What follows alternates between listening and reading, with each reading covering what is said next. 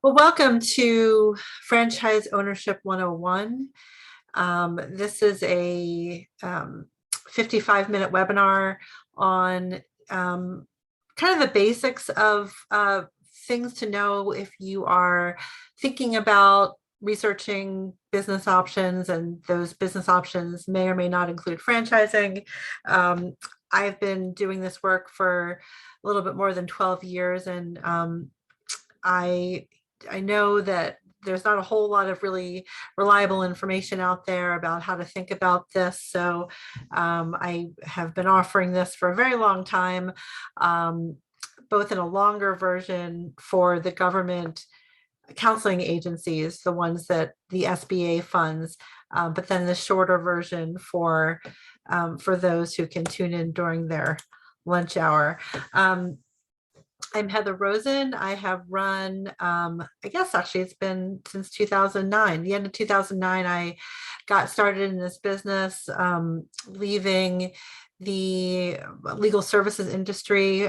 First, I practiced law, and then I actually advised lawyers on building a practice and helping the firm in general cross market its practices throughout the firm. And then during the 2008, 2009 recession, when I had gotten to a different point in my personal life where I had a child, and but the recession also meant that a lot of people had lost their jobs. And what happens when there's a job reduction is that everybody else takes up the slack. And I found myself working about 80 hours a week, and trying to have not just work-life balance, but also good health. And I did get very sick. And as I looked around me, everybody was under extreme stress and working around the clock. And we were all told, well, just do more with less. And we all wanted to, but the reality is, the body needs sleep, and you can't operate under high stress conditions all the time.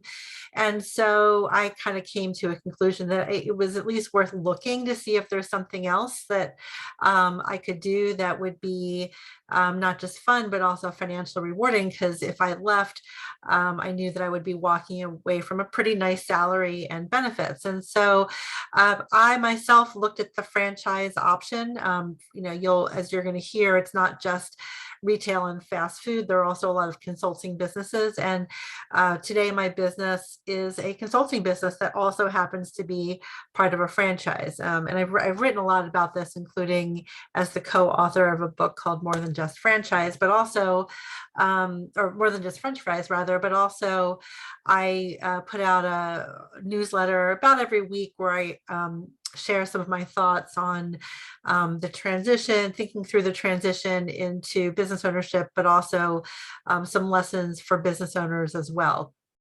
And so I continue to this day to work as a consultant through a franchise. My franchise is called FranNet. It obviously was in business before I was.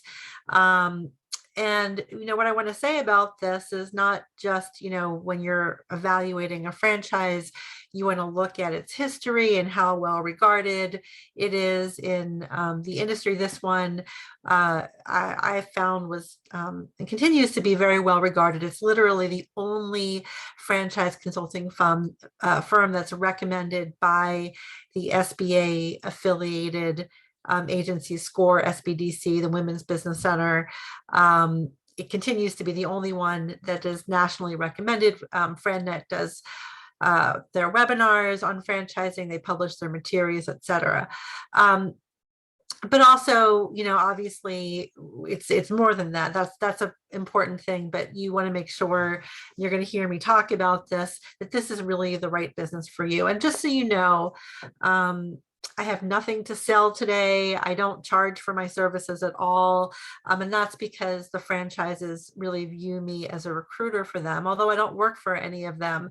But when I refer somebody, or I recommend that they research a business, I've spent probably at least 5 hours with them. They've taken assessments, and the franchise really wants to talk to them, because the good franchises are recruiting people who are going to be qualified, they feel are qualified to learn their business and to run the business. And so they pay me a placement fee when there happens to be a good two-way match. So no cost to go through the process or have a discussion or ask a question or anything ever with me. So what I'm going to cover today is I want you to think about taking a small step back if you are thinking about researching franchises, and just consider whether business ownership is even the right path for you right now.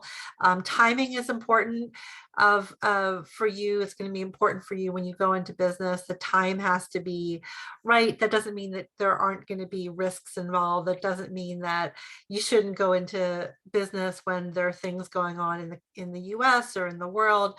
But for you personally, the timing has to be right. And I'll talk a little bit more about that. When does it make sense to go into business independently? Because sometimes it does, versus going to business through a franchise. I'm going to talk about a few myths, but not go too far into that because that's a much longer discussion. But I think I can probably bust a few myths. How to think about minimizing your risk. The main reason people are attracted to franchises is because they're hoping to go with something that's already been proven. But how would you actually think about that? The flip side of that is something that people a lot of times do miss, which is maximizing your return on your financial investment. Because unlike taking a job, you're going to put some money into this. And, people, unfortunately, a lot of times when they think about going into business, they're just looking at the product or the service. Is this something that I personally can get excited about? But which is fine, but they forget the investor piece, is that you really have, you have a chunk of money and you have a chunk of time that you're thinking about putting into something. You want to also think about, is this the best use of my money? Or is there a business out there where I can also have fun, also really believe in the product or service, but maybe make more money?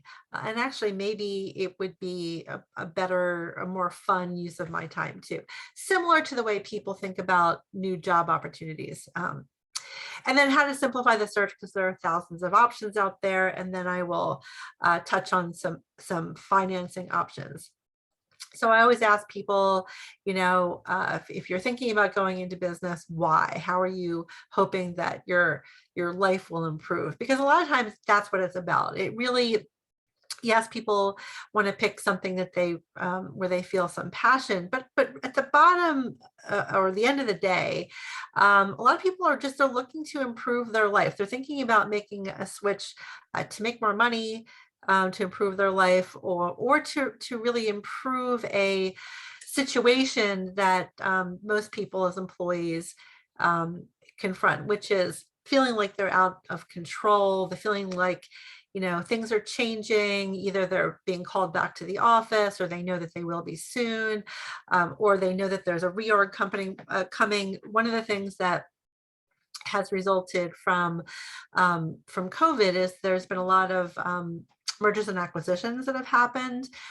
Some companies that had some weaknesses or restructuring have been gobbled up, and when that happens, ultimately somebody or several people usually get moved around, or there isn't a job because there's a redundancy. And so, and there's also a lot of pressure when your company is struggling. There's a lot of pressure put on most people in the company, and then your job that felt very safe and familiar suddenly isn't so safe, which I experienced in 2008, 2009.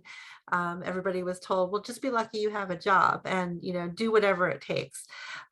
So it doesn't feel like you're in control. The stress goes up, and usually you're taking on some new responsibilities, and some of those responsibilities are things maybe that you haven't done before and you're not necessarily good at, and you're saying, well, how am I going to be evaluated now that I'm doing things that I really haven't done? Um, and of course, people at different points in their career, for one reason or another, will go through layoffs. Like I said, a lot of those right now are because of job redundancies, because of mergers and acquisitions happening. And then, a lot of people right now are looking at, people that I'm talking to are looking at, how far does my dollar go right now? Because a lot of things have definitely become more expensive. And while, some of the costs will hopefully go down, some of them won't. And, for people who have a family that's growing and, really need to move into a bigger house, or they were renting, a lot of young people were renting, and they would like to eventually move into a home. It's really not affordable, and they're, the chances of them doing that anytime soon are low unless they figure out a way to make some more money. And the salaries have gone up a little bit, but they're not in line with the increase in costs. These are all very, very motivating reasons for going into business. These are things that if you go into business for any one of these reasons in red at the bottom, you will probably stick with it even when things are tough, which they're going to be the toughest at the beginning. Of course, with every business, even if it's a franchise, the first couple of years, you're building a foundation. So that's when it's going to be the toughest. The next row here, in terms of timing, if you're thinking about going into business just because you've always wanted to be a business owner, maybe your family includes people who have been business owners and you've said, I want to do that too. Or you just don't want to have a boss anymore.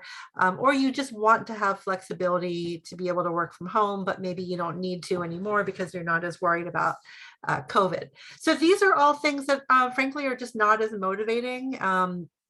If you need flexibility because you are the primary caretaker of an older person, a parent maybe, or a child that has special needs, maybe flexibility is actually a critical thing for you. And, the reality is that employers really only to a certain degree are going to be understanding of having to call out for, childcare, or a child gets sick or falls, or a parent gets sick or falls. These are all things that are reality for a lot of us. That only is tolerated so long, and then eventually, that your boss is really unhappy with you. You're looked at as a problem employee, and it's going to be career limiting.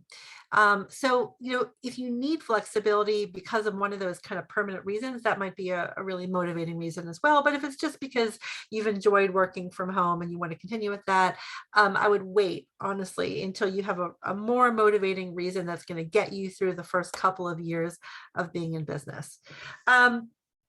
And, there are a lot of jobs out there right now. I get it. Frankly, a lot of the people that I'm talking to right now are people who have a job or are working on a contract. And it's, they want to be able to take those, and they're looking for a business that would allow them to do both at the same time, because they still need the control, stability, more money, et cetera, but they feel like they have to take these pretty good opportunities, and there are more right now than ever before.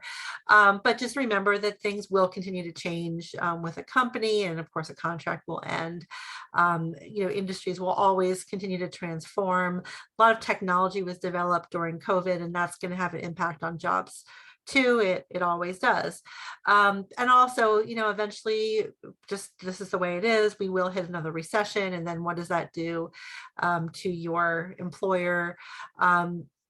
And just consider the fact that, when you have a lot of empty real estate, commercial real estate right now, especially office buildings, a lot of them are empty. They're being converted slowly, but, still there are some opportunities right now to get into certain businesses where you do need office space for a lot cheaper, because there's more supply than demand right now. So in terms of timing, all of this should really be something that you take into consideration. And every time that there is a major change, like COVID, there are opportunities that are created. You probably have heard there are companies that not only survived COVID, Zoom, that did much better because of COVID, and that is going to that continues to happen. There are many companies that did better, home services companies, automobile companies, and just many, many industries that really took off because people's needs changed, companies' needs changed, and new technologies, new industries are still coming up that just there wasn't a demand for, or as much of a demand for the product or service before COVID, but because of the change, there's opportunities. So actually what you're looking at right now is a photo that I took from the Hyatt Chesapeake Bay in Cambridge, Maryland, where during the, I guess it was about 10 months ago, 11 months ago, my husband, my daughter, and I worked from a room for about 2 weeks. My daughter was in her last year of college. She did her entire week of classes from this beautiful place, and my husband and I worked. And because of COVID, there was a special that gave us 2 rooms basically for the price of 1, allowed us to bring our dog. So you always want to be looking for the opportunities. So years ago, I had a business associate who would say it a different way. He'd say, look for the angles. There are always angles, and these are the kinds of things that I'm always looking for as I counsel people as well. So your options for starting a business, obviously start from scratch. A lot of people start a business from a home office, don't rent anything. You could buy somebody out, whether it's an individual, independent business, not a franchise, or a franchise, because franchises can be bought and sold. They're just businesses that have a contract with a franchisor that includes training and ongoing support.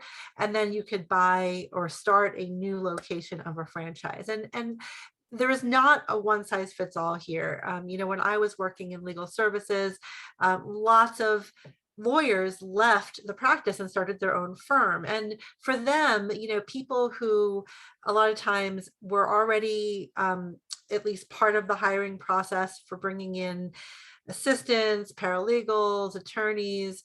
They knew what the firm was billing customers. They probably were writing bills or at least editing bills with their time on it.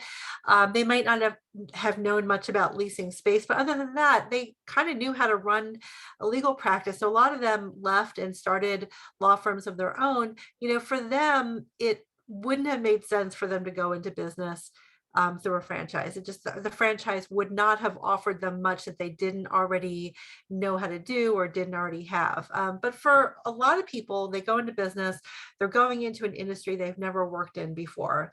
And so, yes, while, going into business on your own without rules, means all the decisions are yours. And if you do well, you get to keep all the money. But the problem is a lot of those businesses just don't make it because there is a trial and error period that you're going to go through while you're learning these things. And, unless you figure things out quickly enough, you're probably going to have to close your doors and go back and work for somebody else. You're going to have, so when we talk about the disadvantages, we talk about you have to create the systems and, who do you go to for help? There are business counseling agencies, but you're going to have to find an agency where somebody in that agency has started and was successful in starting a business just like yours.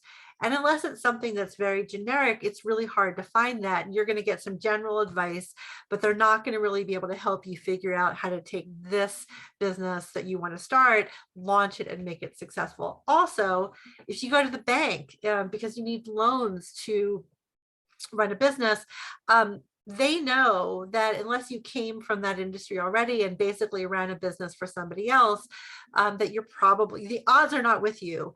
And so the chances of you're getting a loan are very, very slow.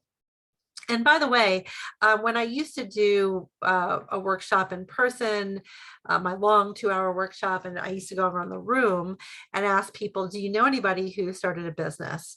And the ones who said yes, and do you know anybody who was in business for a long time and was successful? And when less people said yes at that point, and I would ask them, do you know how long it took them before they made more than just a little bit of a profit? And the smallest number I heard was 10 years.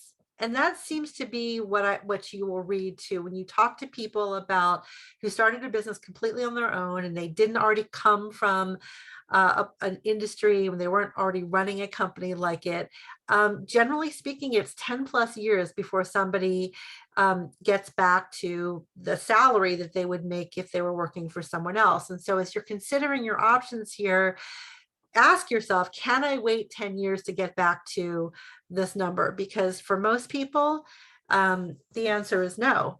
Now you can buy somebody else out. That's another option.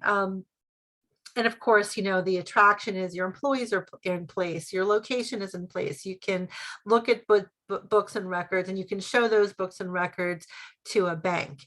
And sometimes the owner to the seller will fully or partially finance the transaction, especially if they're really motivated to get out.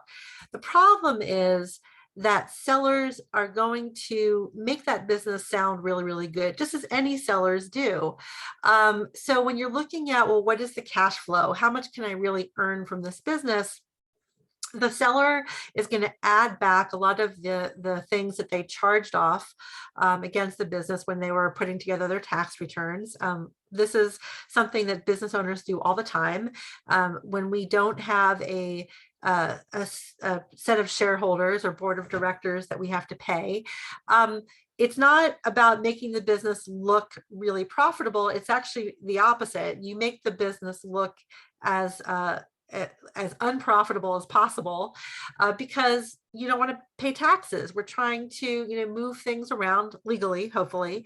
But there are a lot of things that businesses can do that individuals can't do in order to make their bottom line look really small so that we don't pay a lot of taxes. And you've heard a lot of talk about this. I mean, it's always happened. Maybe it happened more, recently during the administration of certain presidents, but there always have been loopholes, legitimate loopholes for businesses. And so when you're looking at these businesses, they're going to add all of that back.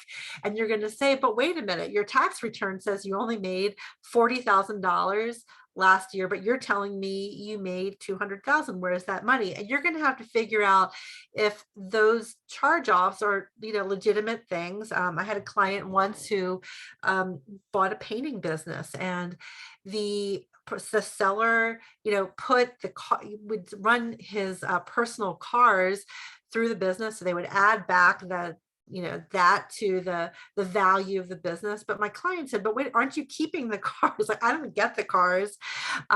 So you have to look really closely. The other thing is that there are charges sometimes, and you're really kind of scratching your head and saying, well, what is that? And I'm not sure if that's even, something that is a legitimate charge, or maybe that indicates that there's some sort of a problem. There are all kinds of still kickbacks that get paid. And so you want to kind of look at those charges with an eagle eye, which you might not have the experience doing, and sort of say, is this not just a mystery, but could this indicate that there's some sort of a problem? And then there's the concept of goodwill. People are attracted to businesses that already have started and are running because they assume that when they take over the business, the customers are going to come in the door from day one. But it's also hard to evaluate the true value of this concept, which is called goodwill. And how do you know how many customers are going to come back when the business is turned over to you as the new owner? How do you know that the people on the customer list that you're going to get really are going to, stick with you when you're the owner? Maybe that was somebody who really only wanted to do business with the old owner. How do you know that the people on the list aren't people who came in because there was some sort of a coupon, a loss leader or something like that, and they were willing to pay for the product or service at that price, but they're not willing to pay the full price for the product or service. And the owner of these businesses, the seller, doesn't have to tell you everything. They're all going to pretty much tell you some story about how it was, I've done this for a long time, or my spouse is sick, or we had to move. There's always going to be some innocuous answer. And it's always something more than that. I'm going to say it's real, unless the person you're talking to is clearly retirement age or they're clearly very sick. There's almost always something else, or maybe several things going on. It could be that the seller knows that a competitor, maybe a franchise, is opening up, and typically they've been able to undercut their kind of business because they have greater buying power. It could be for a lot of things, and the seller does not have to tell you what those things are. And most sellers won't. I mean, is a seller really going to tell you, look, this business, I can't afford to hire somebody else, and so I'm working around the clock and I'm just completely burned out? They're not going to tell you that. It's going to be something else that you hear, and you're going to have to try to figure out, because it's not always easy to figure this out, but try to figure out what's really going on. Also, employees can leave. Of course, a lot of employees don't like change. They may have, liked the previous owner, but they don't know you, and they don't want to work for somebody who they might not trust, or they don't know if they can trust you. A lot, it's pretty much common knowledge that when businesses get sold, some employees at least, if not all employees, are fired. So your employees, once they hear that the business is being sold, they're probably going to start at least looking for another job. And if they might take them and leave, and then you're going to have to go back to recruiting. So you just be careful if you go this route. And then of course, the seller might not have had to pay down debt. You might have to go to a bank to buy the business. Then you're going to have loan service, so don't forget to factor that in. So if you're going this route, and just be careful, make sure and you're not going to get to talk to employees before you finish the transaction. Also, owners aren't always great trainers. Sometimes the way an owner does business, small businesses don't typically have an operations manual. So, the person who you're buying from may or may not be able to teach you everything he or she did to make the business run. It is a little bit different. A lot of these things are still true if you buy somebody else's franchise that they've already started, but the differences are that you don't get trained by the owner. A lot of times owners will say, look, I went to training 20 years ago, just go to the current training, which is probably a lot more sophisticated than it was 20 years ago, and do it the way that people are doing it now. The other thing is that you don't just have the seller to talk to when you're evaluating a franchise for sale. Franchises know that they want you to go into the business with eyes wide open. The good ones do anyway. And so go and talk to other franchisees, people who aren't selling the business, and find out what they know about the person selling the business in their location, and find out what they think it would take to kind of turn around. I would go into these transactions assuming that there's at least some turnaround to be expected. And so you want to find out what that looks like, and not only that, but how much it's going to cost, because you might go into a business that looks like it's being sold for an unbelievably low price, and find out, well, that's because the seller is trying to get out of a lease that they can't afford, or that there's some sort of major update or upgrade that's coming, and that could cost you more than the sale price. So you want to kind of you can go, and you should go further if you're investigating a franchise for sale. But let's talk about franchises. And I really truly believe, obviously I'm with a franchise, but I've also seen people fail in franchising. And sometimes it's because of the franchise, but sometimes it's because of the person, because it's the person who picked the franchise. It really wasn't what they expected because they didn't do enough diligence, or they didn't know how to do diligence. But also sometimes it's just the person. So the first thing to know under disadvantages, bullet number 1 is you have to follow the system to be successful. There are going to be limited choices. So what this means is you have to know that you are a system follower. Not everybody is. There are, if you think about the Bill Gates and the Steve Jobs and, all the Elon Musk, all the people who are these, great successful innovators, Can you see any of them as a franchisee? And no, because these are people who are inventors. They are market disruptors. They are people who do not want to follow a playbook. Mark Zuckerberg started Facebook when he was in college. He had no expenses that he was responsible for. His parents were paying all of his expenses, and so he could afford to fail and experiment. And his backup was he would continue with his education at Harvard, and he would take a job, but he was able to experiment. So, you do have to be somebody who is a system follower. Some franchises have a lot of rules, some of them don't have a lot of rules, but all of them have some rules and some limitations. And you have to be okay with that. You have to be somebody who will listen when you're taught. The way that we talk about in the industry, we say you have to be coachable.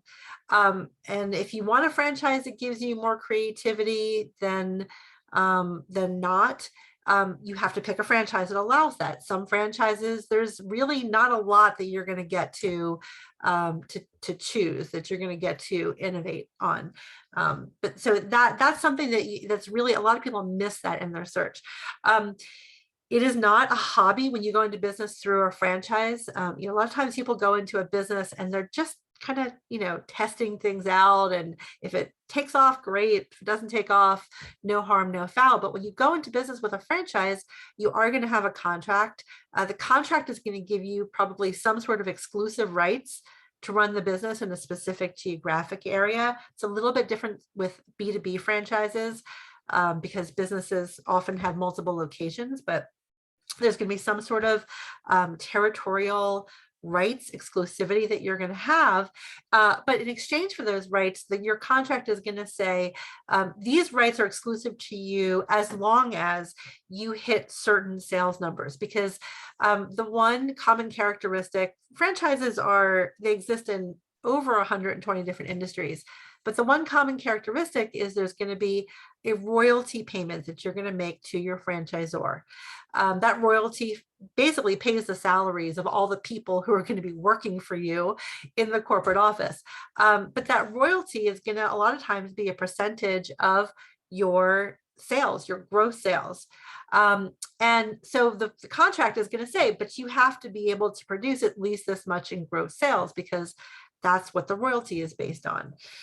So it's not so if you don't hit those numbers, the consequences are usually that you lose some, or if it's really bad for years and years and years, you might, lose all exclusivity. They don't typically just kick you out of the franchise, but you might lose some of your exclusive rights to run the business in a particular part of the country. Now, when you investigate a franchise, when you talk to franchisees, which I'm going to talk about, you can ask them how hard it is to hit that number. Is this a high bar or a low bar? And you should be hearing that it's a pretty low bar, that if you don't hit those numbers, you're doing something very wrong. But still, if this to you is just something that you always wanted to do, that's why the timing matters, and you're not really that motivated, you're focused on a lot of different things, that's when it really might not work out. So franchise fees and royalties, again, and I pay them, and you don't like paying them. Franchise fee is a one-time fee, but then there's also usually a much lesser fee when your contract renews. Typical franchise contract is 10 years long. Some are less than 10 years, some are more, but 10 years is pretty typical. When you renew your contract, your new contract has the new terms that are in the contracts that are being offered at that time. And there's going to be some sort of a renewal fee that you're going to pay. You hate paying it, but the reason that you pay it is because at that point, after 10 years, your franchise probably has a heck of a lot more support. There are more people that they have to pay. And then, you're going to have your royalty that you're going to pay throughout the life of your franchise contract. And while nobody likes to pay royalties, business owners don't like to pay salaries either. A royalty is like a salary. You're paying the salaries of people who your franchisor manages in their corporate office. So when you think about a royalty, think about it as a salary. And when you evaluate the franchise, one of the things you're going to be asking is, with the services I'm getting in exchange for all of the work that they're doing for me and all the training, is it worth it? And if the answer is no, then obviously you move on. You don't go with that franchise. But when people do choose to go into business through a franchise, it's because the answer to that question was yes. The value they're getting from what they're paying usually well exceeds what they're actually paying in royalties. And the way they know that is, if they think about having to hire someone to do that work, it's going to cost them significantly more. There's a value add to that service being done by somebody, and they're doing it for all of the franchisees. That's why you're able to pay a lot less. There are protected territories, as I said. Now, I have this under disadvantages because for some people, they don't want a territorial limit, right? They want to be able to operate anywhere. And if that is you, then this is probably not the way to go. Although, like I said before, B2B franchises, the territorial limitations are a little bit different. So maybe you look at B2B, but consumer service franchise or consumer product franchises, restaurants, hair salons, all of that, there's going to be some protected territory. And if you want to literally be able to open up wherever and do business wherever you want, then you're going to be very frustrated with this model. As I said before, there is a contract. So you can get out of a franchise contract. I mean, no franchisor really wants somebody in their system who is truly unhappy. They don't want people showing up at conferences. You're going to meet with them and your colleagues in the franchise at least once a year. They don't want people showing up and just complaining and bringing the whole system down and sucking up all of the time of the people who are trying to help all the franchisees. So you can usually get out, but unless the contract says what happens if you get out, you're going to have to either, well, you can sell the business. A lot of people do that, or you negotiate with the franchisor. And as long as you have something that the franchisor wants, they'll usually be pretty fair with you. Now, what this last bullet point under disadvantages, the franchisor's problems are your problems. I want you to think about this. I get a lot of questions about, well, why wouldn't I just go into business and open up a McDonald's or a Chick-fil-A? With the very, very well-known, especially the fast food franchises, the press loves to write about them. Because everybody knows them, right? If you see something on the front page of the Times that talks about McDonald's, you're probably going to stop. Oh, what's McDonald's doing these days? I mean, there have been movies made about McDonald's. I don't need to tell you this. So just remember, with a lot of these, really well-known franchises, the smallest misstep that their leadership has, or the misstep of any of their franchisees, even if they have not, even if those franchisees are out in the middle of Ohio, it's going to have an impact on your business, positive or negative. So I think actually the sweet spot in franchising is to find a business that has a proven track record of success, but is kind of under that radar. That's not quite as much of a media baby, because if something happens in Ohio and you are a Pride staffing company, it may make, somebody throws a chair at an employee, for example. Well, that might make local news, but it's not going to make national news. It's not going to impact you if you're in business in Richmond. So, try to find something that you can see that it's growing. You can see it's doing well. You can talk to franchisees and find out it's doing well enough for you, but it's not quite at that, national media story level. And also another consideration is, those franchises probably aren't going to be out there with territory near you still to be filled. It's very, very hard. You're going to wait years and years and years to get a Chick-fil-A franchise anyway. So if you have a need today to open up a business, there are a lot of really great choices that are available today. Now, the advantages side, the reason people look for franchises is because they're proven, they're predictable. You can figure out, not pretty quickly how well franchisees who are like you do in that particular business. Having a familiar brand is nice to have, not the end all be all, because it's actually very easy to create local brand awareness for a franchise. But the proven part, finding something that you can see actually performs, makes this much money in this amount of time, that's the draw to franchising. Also the support, as I said, people who have been, hired by someone else, managed by somebody else, incentivized by somebody else, who are working for you, is a really big draw. And you walk into that right away. Day one in your business, you might have no employees, but you have a whole team of people who are working for you, but you don't have to worry about hiring and managing. So quicker startup too is a draw, because most people look for a business where they've already worked out the kinks. There aren't that many systems that still have to be figured out. There's not going to be as much trial and error, which means that you're profitable quicker when you open up your business and you follow the playbook.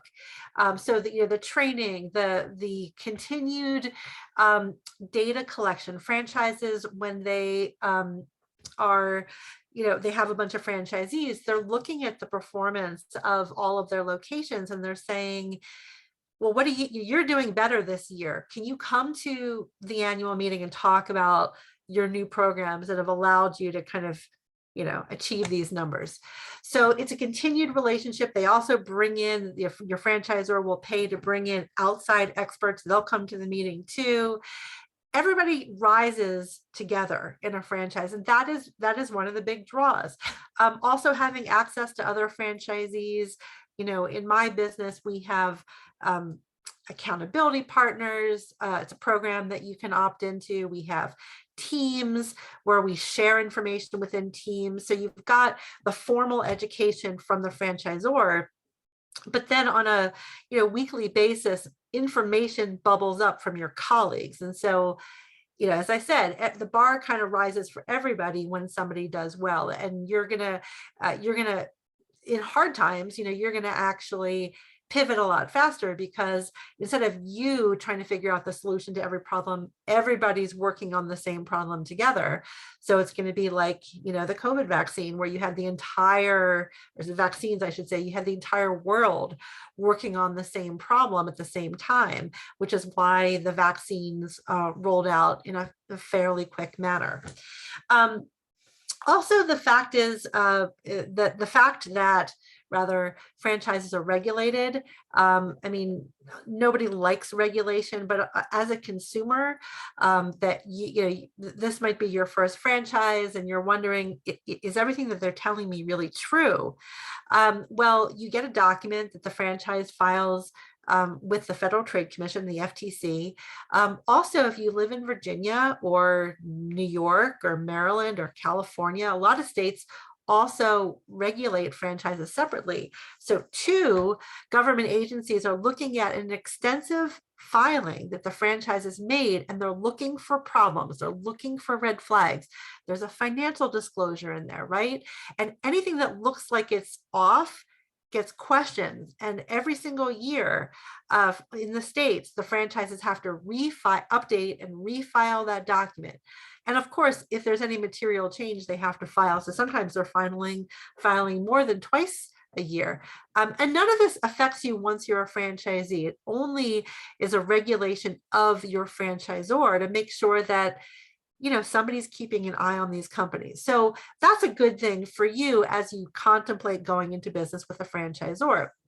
The other thing is that this document that they file, they're required to give it to you before you sign a franchise agreement and before you pay a franchise fee. And I think they have to let it sit with you for at least 7 days. So that document, you're going to see what they've disclosed, what they've said. It's called an FDD, a franchise disclosure document. But the other thing in that document is that they have to include a full list of all of their franchisees with contact information, and they have to say where their offices are. And they also have to provide a list of people who left the franchise in the previous year, whether that person sold the franchise or closed the franchise because they weren't doing well, or maybe they just transferred the franchise to a family member. Either way, if somebody exits a franchise for any reason, that person's contact information appears in the FDD, which they give you, which means that you get to call these people. And, part of the process that we recommend to people is that they take the time to call at least 6, if not 10 or more people, and ask them about the business. What's it been like to work with this franchise? So that before you make this very big decision, you can get a heck of a lot of information from people who made that decision, and they can tell you exactly how it went. So that's a good thing as you go through this process. So in franchising, there's, like I said before, over 120 different industries. Food is just one of them, but there are kind of 6 major categories out there. So in addition to food, there's other retail, things like hair salons and tax services. There's automotive, Maaco, Meineke, Amico, etc. Auto dealerships, a lot of them are franchises. Hotels. The last 2 categories here are probably the ones that people know the least about. These are the service categories, and these include things like the service that you see in the slide, a maid service. And the nice thing about these categories, again, there's never a one size fits all, but the nice thing about these service businesses, a lot of them don't require any retail, so they're less expensive. And some of them you can actually run from a home office. So, for people who either don't have the budget to open up a McDonald's, or really just, want to be working from home with flexible hours, there are a lot of options out there that people never even consider because they don't even think of them in the context of franchising. So I think these are things that you should know about before you make this important decision. So thousands of franchises, actually more than 120 industries. Not all of them are going to be available near you. If you are in a registration state, not all of them are going to be approved to sell additional licenses, approved to expand in your state. Sometimes certain businesses require special kinds of business licenses. For example, some of the home services businesses, in certain states, there's more stringent licensing requirements for those. Sometimes you need a contractor's license, for example. And in some states, you can't just get that. You have to have worked as a contractor. Franchises can oftentimes bypass that by different way. Legally bypass that. But you have to understand your state and what it requires, what it restricts, before you sign on with a franchise. So I always say, if you're going to go into business and somebody's advising you, or you're trying to do this on your own, I would say talk to somebody who knows something about your state. And for me, that often includes knowing about Maryland, because I'm right near Maryland, and so I understand the limitations there as well. I've had to. And also, if somebody moves, I sometimes work with people who move to Florida, for example, and I will talk to my colleagues in Florida and make sure that we haven't missed anything. So you have to look at that, look at the track record. Some franchises, it's exciting because it's new, but it doesn't have a track record, and you are going to be a guinea pig. And not all franchises would allow you to make as much money as you would need to make. So there's a big range of costs. And I would say, just kind of as a rule of thumb, first of all, there is, as you can see on the bottom, there's no correlation between what a franchise costs to open and how much you can make. I've seen consulting businesses that cost $70,000 all in, and people are making hundreds of thousands of dollars. So it's really, you really want to start with your kind of what you're looking for, what you need, what you've been qualified to do in the past and all that, and then go find the franchise. We call this building a business model, which I'm going to talk about too in the time that we have. But as a rule of thumb, I would say expect to spend all in, including the franchise fee and your startup costs, at least $50,000. Why? You can see that there are some franchises that cost less. I have yet to see one where someone really puts in less than $50,000, including a couple of months working capital, and they make any real money. I know what it costs to to live in the DC metro area, Fredericksburg, Richmond. And I don't see I have never yet, I haven't seen it. If that ever happens, I will definitely let you know. But as a rule of thumb, expect to come up with at least $50,000 from somewhere. And when you look for a business, you want to have some sort of a budget in mind, a do not exceed number, so it'll be between $50,000 and whatever your top end is between your own money and loans. But that's a good rule of thumb. This is a good formula to go through. Oh, and I didn't mention, let me paste here. Not just my contact information, but also I'm going to be sending you an evaluation form. And on that, because I want to get your feedback, we want to keep making these programs better. And here's a link to it if you want to do it right away after the session. But you could also request a copy of these, not the slides, but of the recording, so that you can go through this afterwards and you can look at some of these checklists. But these are things that you want to keep in mind. If you can check all these boxes, you're probably in good shape here with the franchise you've chosen. Here are some things that you want to look at. Maybe, demographics for sure. Who is buying right now? The two biggest population groups right now are baby boomers and millennials. So here's some examples of industries that tend to get a lot of demand from baby boomers and millennials. That's a good thing. Anything that's essential, of course, we've been talking about that since March of 2020. What's an essential business? But we've always talked about that. We used to just call it recession resistant, but you want to look for something that's essential. And then in the B2B sector, you want to look for a product or service that businesses will always bought. There's certain things that are essential to other businesses. And if you can, check any of these boxes too, you're probably in good shape. And, in addition to the other list, education businesses for kids, especially if it's education / childcare. Childcare is a necessity, obviously. Staffing businesses, really interesting industry, especially right now with a lot of companies having a hard time hiring good employees. Staffing businesses. Staffing businesses, honestly, this is not anything new. What happens at the end of a recession is that people start buying more, businesses start buying more, and then companies that have been supplying these products and services have to quickly ramp up again. They don't have the employees. And so everybody's looking for a lot of employees. Employees are harder to find. Staffing companies are going to help them fill those gaps. And so there's a new demand, once again, at the end of a recession for staffing companies. And you have a lot of choices. If you want to own 13, 14, 15 hair salons. I know somebody who bought 20 fitness facilities quickly, because a lot of people are realizing I've had health issues because I've let my physical condition decline during the pandemic. So fitness businesses are really growing again.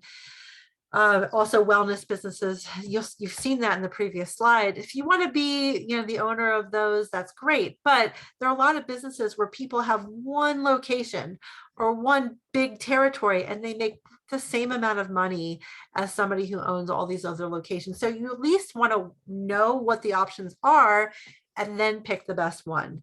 As I said, some businesses are more flexible than others. Younger businesses don't have as much experience, but they have more territory available just by definition. So you might be better off picking a younger franchise that has the best territory available than an older franchise where all the best territory is sold out and you have some area that is really not that appealing, doesn't have a really strong demographic for your particular customer. There's also this concept of semi-absentee business and regional area development. Regional area and area development is interesting. A lot of these businesses are also semi-absentee. Here's some examples of semi-absentee businesses, or industries rather, where a lot of the semi-absentee businesses are found. They're not typically found in food franchises. Home care businesses, again, not really, because there's a lot that can go on in early childhood businesses typically also aren't semi-absentee, because you really, as the owner, have to keep a very watchful eye on businesses where your customer is vulnerable, I will say. I don't have a list of area representative deal licenses available out there. There are not a lot of them. And typically when a franchise does offer that, most of them don't. The Richmond and DC areas are snatched up pretty quickly. But if you want to talk about that, if that's something that you're really interested in, I'm happy to have a chat with you online. But look for something that's a great fit for you personally. Look at the franchise as a vehicle that can get you from today to what you're really trying to achieve, and look for something that actually helps you reduce the risk. And think about not just today, but where you want to be in 5 years, 10 years, because maybe today you're okay working 60 hours a week, but maybe in 5 years when your kids are off at college, you want to have some more flexibility to travel or to work out of your vacation home or at the Hyatt Chesapeake Bay. Think about what you think your life or the kind of flexibility that you're going to want to have 5-10 years or more into the future, and try to find a business that actually has allowed franchisees to do just that. You have to look at your transferable skill set. There are businesses for people who are not good at sales, but you have to pick the right business. You don't have to have employees. The business environment is going to matter. Do you really see yourself working in fast food? That's a very different business environment than a franchise that works out of a professional office space or works out of a home office. What hours do you want to be on? What hours do you want to be off? When do you usually travel? What type of customers do you prefer? All of this should really be thought through before you pick your business, and that is how you find the great fit. You have to really understand what the owners do and don't do, what a day in the life of an owner is, and say to yourself, is that the life that I want to have? And talk to franchisees to figure that out. So this is kind of the rundown of a very general outline of what the research should include. And the piece that people typically miss is a lot of calls with franchisees. It's out there. The information is out there. You can call them. They gave you their contact information. Please, please, please call franchisees. You are still going to feel nervous when you make the decision, but you should be able to say, this is a very well-informed decision. The last topic I have for you today is funding. Something that you should know is that there is this process of 401k IRA capitalization where you might be able to access funds in your retirement accounts, 401k or IRA, and roll them over in order to fund your business. That is an option. Also, sometimes home equity lines of credit are available that you might be able to use the equity in your home, and our equity has gone up a lot recently. So when to start the search? Start it at the time that you would really want to be in business within the next 12 to 18 months. Make sure that you have at least $50,000 from somewhere. It might be from a 401k or an IRA.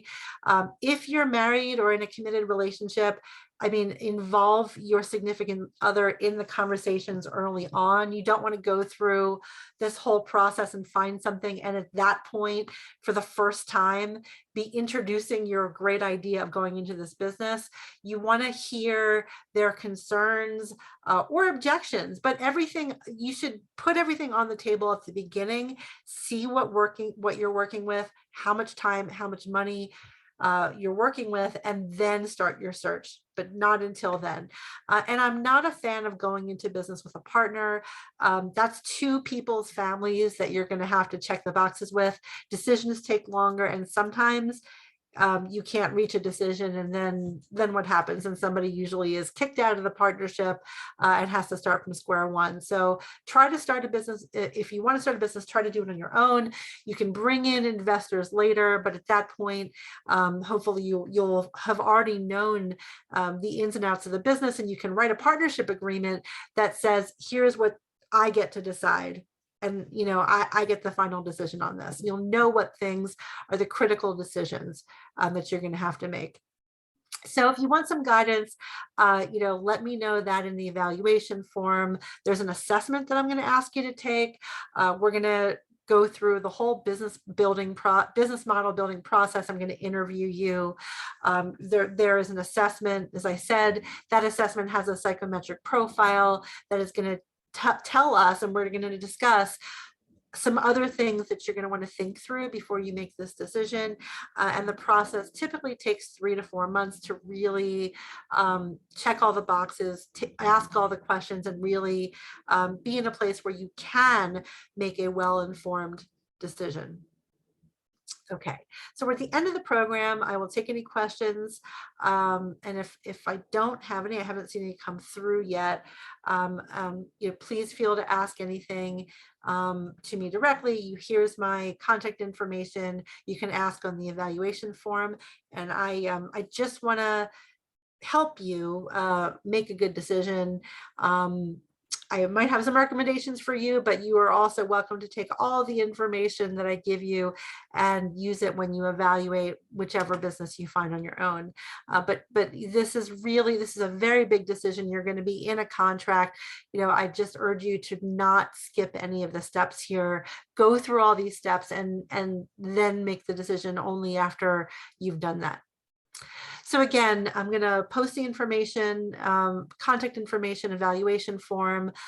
Please reach out if you have a question or I can help in any way. And otherwise, we've run a little long, so I'm going to end the webinar and wish you a good afternoon. Take care, everyone.